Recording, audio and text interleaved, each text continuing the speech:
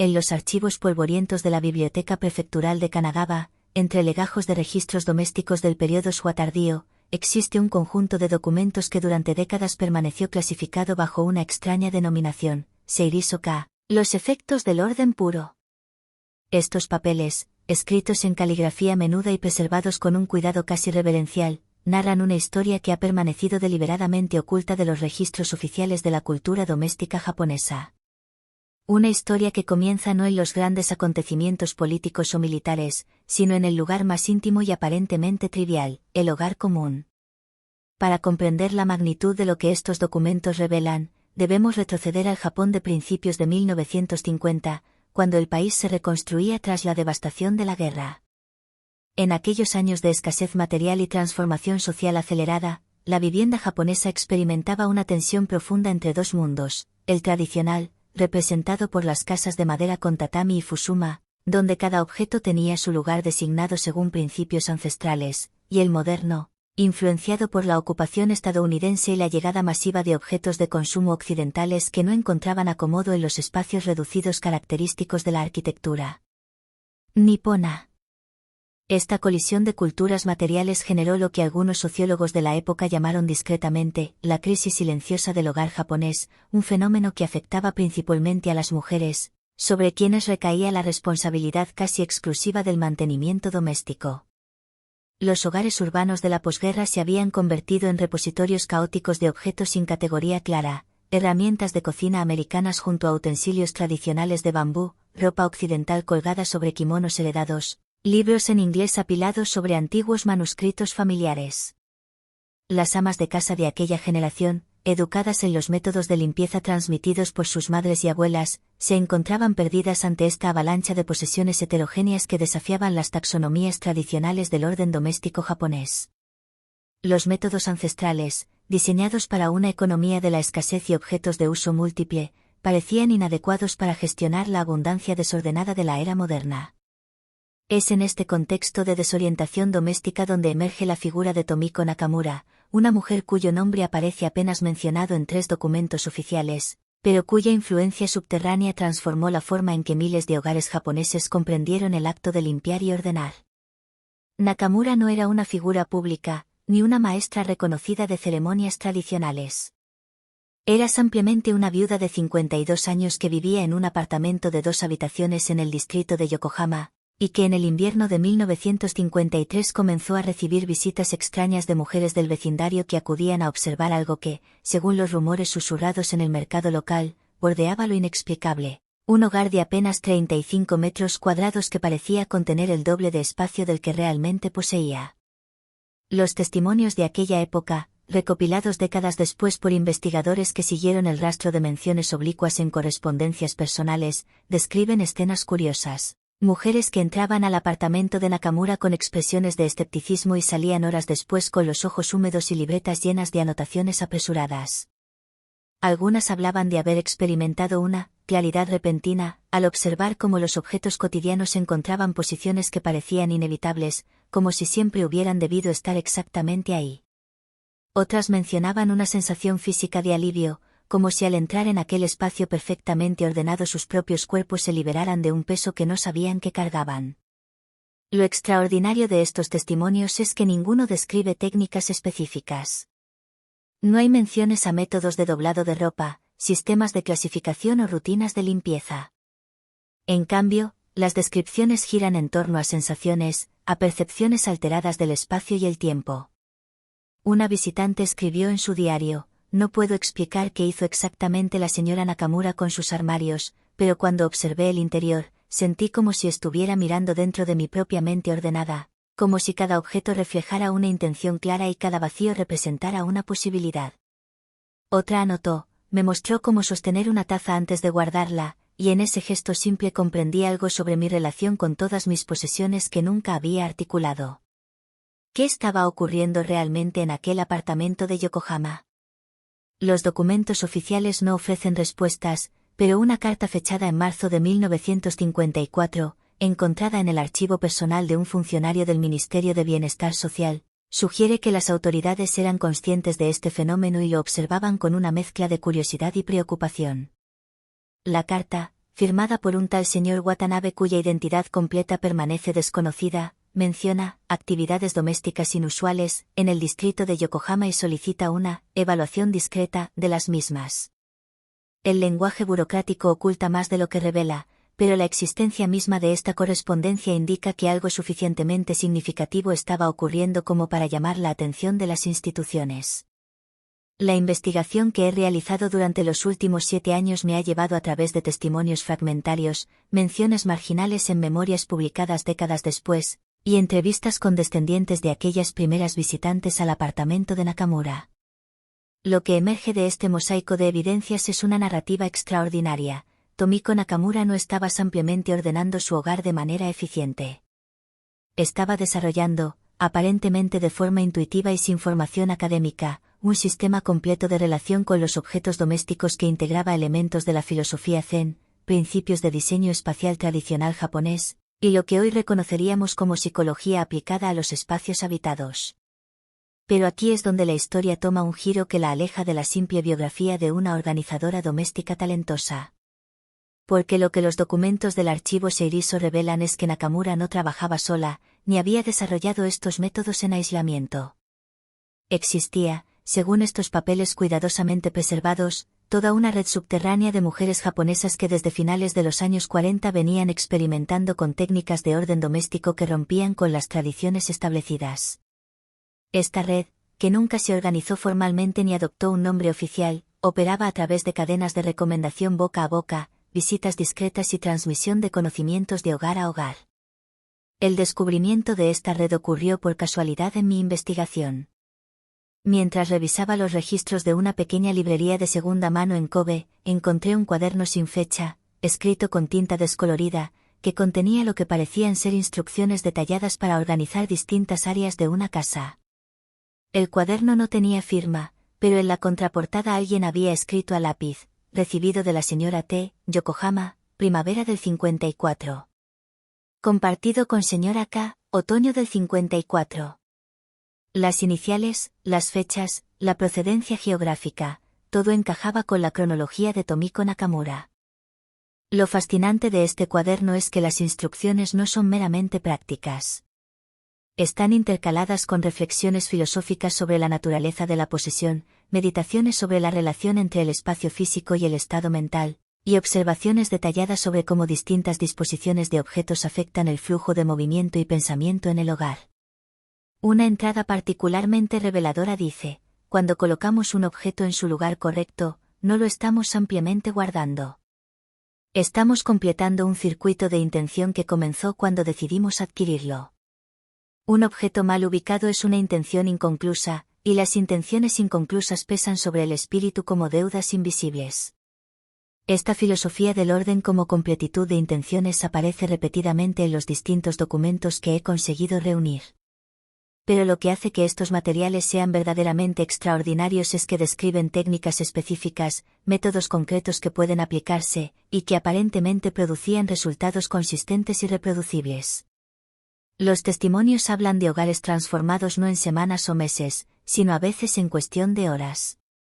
Familias que reportaban cambios dramáticos en su calidad de vida doméstica, reducciones significativas en el tiempo dedicado a buscar objetos, mejoras en las relaciones familiares debido a la disminución de conflictos sobre el desorden.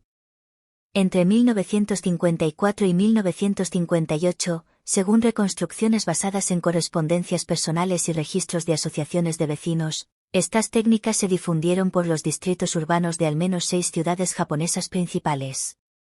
La transmisión seguía siempre el mismo patrón: una mujer visitaba el hogar de otra, observaba cómo estaba organizado, recibía explicaciones sobre los principios subyacentes, y luego replicaba el sistema en su propia casa antes de invitar a otras a observar los resultados.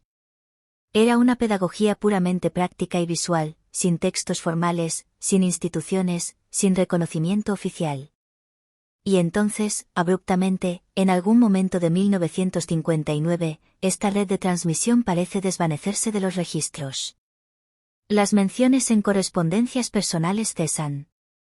Las referencias oblicuas en diarios desaparecen. Es como si un velo de silencio hubiera caído sobre todo el fenómeno. Durante años asumí que ampliamente las técnicas se habían integrado de tal manera en la práctica doméstica común que dejaron de ser notables, que se habían normalizado hasta volverse invisibles. Pero un encuentro fortuito en 2017 cambió mi comprensión de lo ocurrido. Entrevisté a una mujer de 87 años, la señora Keiko Yamamoto, cuya madre había sido una de las primeras visitantes al apartamento de Nakamura. La señora Yamamoto me contó algo que no aparece en ningún documento oficial, que en 1959, un grupo de maestras de ceremonias tradicionales del té y del arreglo floral, preocupadas por lo que percibían como una erosión de los métodos clásicos de organización doméstica, había ejercido presión social significativa para desalentar la difusión de estas nuevas técnicas. No hubo prohibiciones formales, no hubo censura oficial. Ampliamente una campaña sostenida de desaprobación que presentaba estos métodos como occidentalizados, como una traición a las tradiciones domésticas japonesas auténticas. La ironía, por supuesto, es que las técnicas de Nakamura y su red no eran occidentales en absoluto. De hecho, mi análisis de los principios descritos en los documentos supervivientes revela que estaban profundamente arraigadas en conceptos estéticos y filosóficos japoneses clásicos, ampliamente aplicados de maneras innovadoras a las realidades materiales de la vida moderna. Pero en el clima cultural de finales de los años 50, cuando Japón negociaba ansiosamente su identidad entre tradición y modernización, cualquier práctica que pareciera desviarse de las formas establecidas podía ser fácilmente marcada como sospechosa. El silenciamiento funcionó. Para mediados de los años 60, apenas quedaban rastros visibles de la red. Tomiko Nakamura murió en 1967, en relativa oscuridad, sin haber escrito nunca un libro ni dado entrevistas públicas sobre su trabajo. Los cuadernos que algunas practicantes habían mantenido fueron mayormente destruidos o perdidos durante las décadas siguientes. La historia completa parecía destinada a desaparecer en el olvido, otra nota al pie perdida en la vasta narrativa de la transformación social japonesa de posguerra. Y sin embargo, algo curioso ocurrió. A partir de los años 80, comenzaron a aparecer en Japón diversos sistemas y filosofías de organización doméstica que, aunque presentados como nuevos y originales, compartían similitudes notables con los principios descritos en los documentos del archivo Seiriso. Algunos enfatizaban la importancia de evaluar la relación emocional con los objetos antes de decidir conservarlos. Otros proponían sistemas de categorización que priorizaban la intuición sobre reglas rígidas. Varios destacaban la conexión entre el orden físico del espacio y el bienestar psicológico de sus habitantes. ¿Eran estas resurrecciones conscientes de las técnicas de Nakamura, transmitidas a través de cadenas ocultas de conocimiento? ¿O representaban redescubrimientos independientes de principios universales sobre la relación humana con los espacios habitados? La evidencia no permite conclusiones definitivas. Lo que sí sabemos es que algunas de las figuras prominentes en estos movimientos posteriores tenían conexiones familiares o geográficas con áreas donde la red original había operado en los años 50. Una tuvo una abuela que vivió en Yokohama durante ese periodo. Otra creció en un barrio de Osaka que aparece mencionado en una de las correspondencias que he analizado. Cuando finalmente logré acceder al archivo Seiriso completo en 2019, después de años de negociaciones con los herederos de la familia que lo había preservado, encontré confirmación de mis sospechas. Entre los documentos había una serie de fotografías tomadas en distintos hogares durante los años 50, mostrando configuraciones específicas de armarios, disposiciones de cocinas, arreglos de espacios de almacenamiento. Comparadas con las técnicas promovidas por los sistemas populares de organización doméstica de décadas posteriores, las similitudes eran innegables. Los ángulos eran los mismos, las proporciones idénticas, los principios de agrupación coincidían exactamente. Pero quizás el hallazgo más significativo fue un documento fechado en 1958, una especie de manifiesto escrito colectivamente por miembros de la red, que nunca fue publicado ni distribuido ampliamente. El texto comienza con una declaración que resulta profética: hemos descubierto que el orden de nuestros hogares refleja el orden de nuestras vidas interiores, y que al transformar el primero inevitablemente transformamos el segundo. Este conocimiento es demasiado poderoso para ser impuesto, demasiado personal para ser estandarizado, y demasiado importante para ser olvidado. Si nuestras voces son silenciadas, confiamos en que la verdad de estos principios se manifestará nuevamente, porque responden a necesidades humanas fundamentales que ninguna época puede suprimir completamente. Leyendo estas palabras en el silencio de la sala de archivos, comprendí que lo que había desenterrado no era simplemente una curiosidad histórica o una anécdota marginal sobre técnicas de limpieza doméstica. Era la evidencia de un movimiento de conocimiento popular, generado principalmente por mujeres, que había anticipado en décadas conceptos que ahora consideramos centrales para entender la relación entre entorno físico y bienestar psicológico.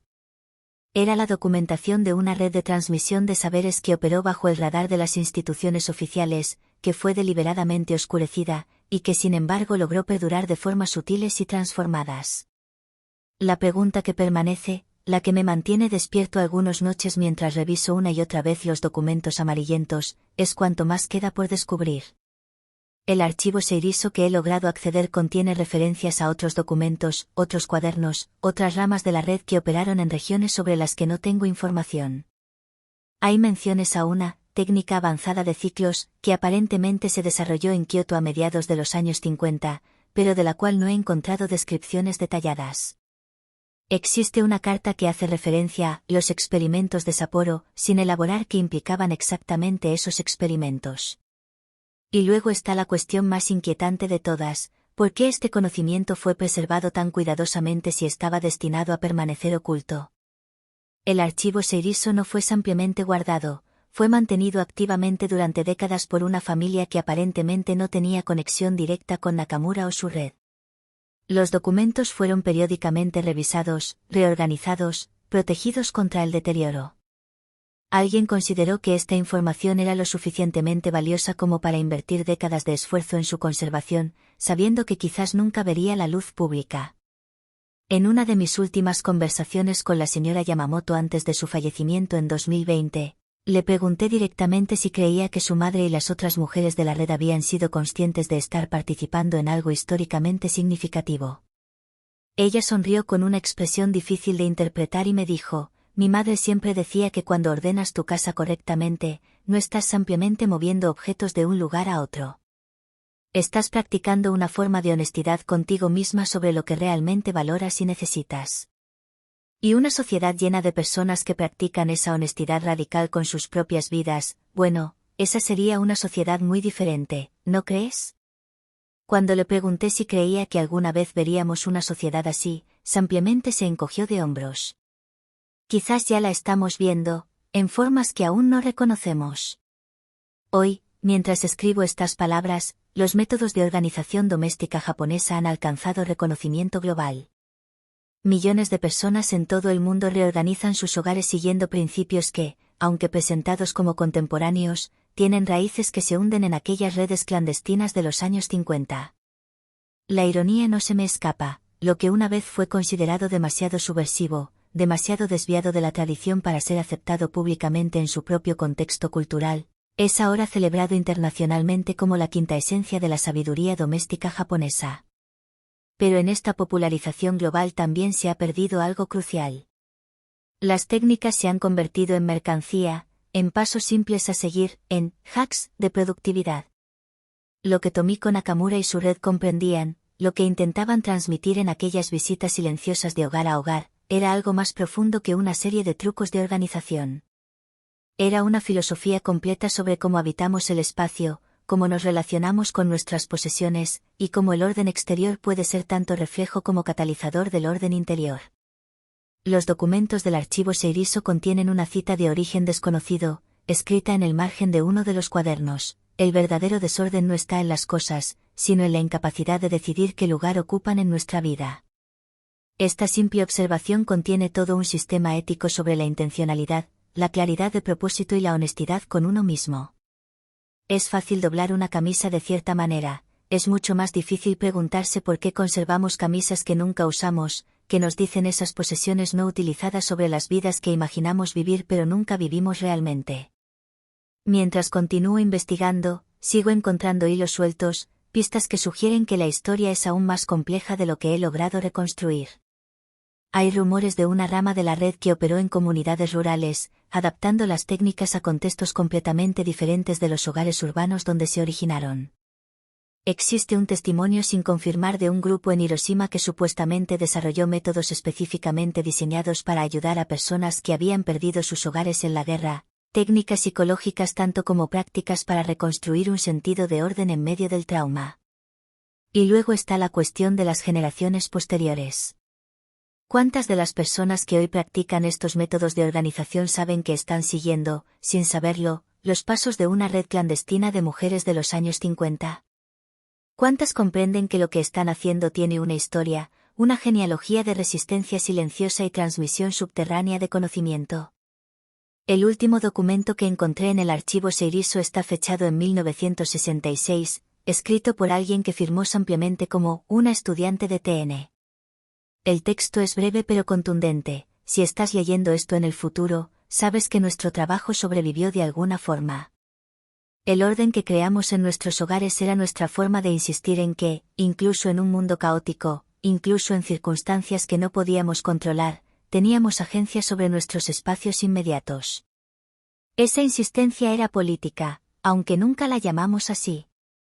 Esa agencia era poder, aunque nunca la reclamamos en público. Y si tú, en tu futuro, estás ordenando tu hogar siguiendo principios similares, entonces nuestra voz nunca fue realmente silenciada. Simplemente cambió de forma. Cierro el archivo. Las preguntas permanecen. ¿Qué otras técnicas desarrolló la red que aún no he descubierto? ¿Qué otros documentos existen, guardados en cajones olvidados, esperando ser encontrados? ¿Y qué significaría verdaderamente recuperar esta historia completa, no como una curiosidad académica, sino como un reconocimiento del trabajo intelectual y práctico de mujeres cuyas contribuciones fueron sistemáticamente minimizadas y oscurecidas? La historia de las técnicas japonesas de orden doméstico que conocemos hoy es incompleta. Es una versión editada, comercializada, despojada de su contexto político y social. Bajo la superficie de los libros bestseller y los programas de televisión, bajo la industria global de la organización profesional, yace una narrativa más compleja y fascinante de experimentación colectiva, transmisión clandestina de conocimiento, y la persistencia obstinada de ideas que algunas fuerzas preferirían ver olvidadas. Cuando ordenas tu casa esta noche, cuando decides qué conservar y qué desechar, cuando colocas cada objeto en su lugar designado, estás participando en una conversación que comenzó hace décadas en un pequeño apartamento de Yokohama. Estás conectándote con una red invisible de personas que comprendieron que los espacios que habitamos moldean quiénes somos, y que tenemos el poder de moldear esos espacios a su vez. El expediente Seiriso permanece incompleto. La historia completa aún espera ser contada. Y quizás esa incompletitud no es una falla, sino el punto mismo. Porque una historia que permanece parcialmente oculta es una historia que invita a la investigación, que provoca preguntas, que se niega a ser consumida pasivamente. Es una historia que, como las técnicas que documenta, nos pide participar activamente en su construcción. Los archivos están ahí, esperando. Los testimonios siguen emergiendo. Y en cada hogar donde alguien se detiene a considerar conscientemente la relación con sus posesiones, donde alguien practica esa honestidad radical sobre lo que realmente valora, la red sigue creciendo, silenciosa e invisible como siempre lo fue, pero innegablemente viva. ¿Qué descubriremos a continuación? Esa pregunta queda abierta, como debe estar. Porque esta no es una historia sobre respuestas definitivas. Es una historia sobre el poder de las preguntas correctas, formuladas en los lugares correctos, por las personas correctas. Y esas personas fuiste tú, y eres tú ahora, cada vez que decides ordenar tu espacio con intención y consciencia. El expediente permanece abierto. La investigación continúa. Y en algún lugar, en algún archivo polvoriento que aún no he encontrado, espera la siguiente pieza del rompecabezas, lista para revelar otra capa de esta historia extraordinaria y cuidadosamente oculta del arte japonés de ordenar y limpiar la casa.